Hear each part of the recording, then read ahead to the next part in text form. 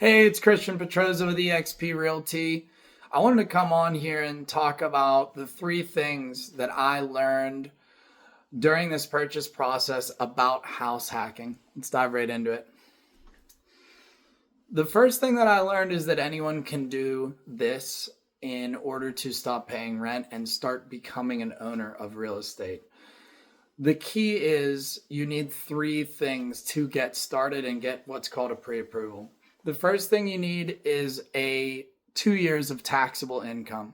If you haven't paid your taxes in, let's say, 23 and 24, you cannot purchase in 25. So the first step for most of the conversations that I've been having with prospective buyers is, hey, you got to get your taxes in order. Okay. That's the first thing that you'd need. The second thing that you're going to need is decent credit. They're going to check your FICO credit score. The stipulations are based on FHA versus a conventional. If you're using a VA loan or if you're using cash, then this goes out the window. But if you're getting any sort of loan, you have to have decent credit. And sometimes that means, hey, let's focus on paying off some debt first. Okay. Now, once we have some debt paid off, the credit score rises. And now we have a better debt to income ratio as well so that we can begin the purchasing process. The third thing that you need is some amount of cash in order to put down a down payment, pay for closing costs, and show reserves. Which brings me to my second thing that I learned about house hacking a multi-unit property is you're going to need 3 months of reserves shown in a bank account somewhere that is enough to say, okay, you can purchase this home and get approved for the loan. The 3 months is equal to 3 months of your monthly payments. That's going to be your pity payment, we call it, but that's principal, interest, taxes, and insurance. That's a monthly payment that's usually all wrapped up into one mortgage payment, we call it, right? Pity payment. But that amount, let's say it's $1,000 a month, you got to show $3,000 extra reserves on top of all these closing costs.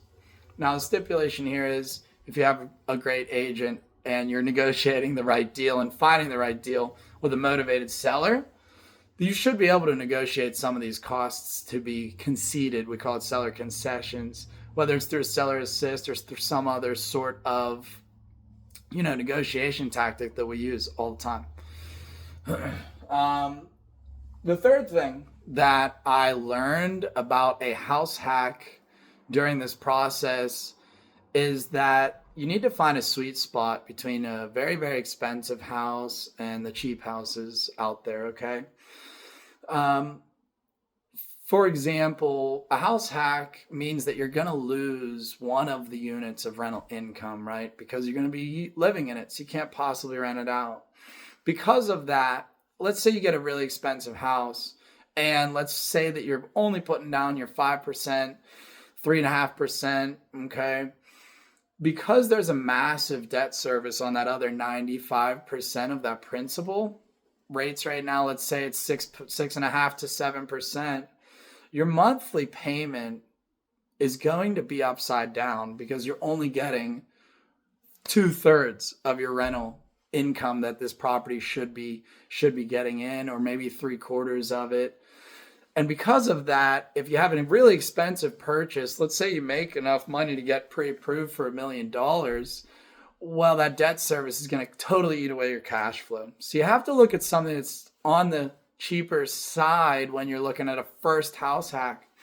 The difficulty there is when you get to, properties that are not as expensive in today's market, you're going to find yourself making less rent and getting less rent in. So that's a difficulty there with finding a sweet spot. Again, that's your buyer agent's job, is to find a perfect home that makes sense for you so that you can maybe cash flow or at least offset some living expense, but also within your pre-approval, and also making sure that it just makes sense from a utilities perspective and from a monthly payment perspective and all of these other things.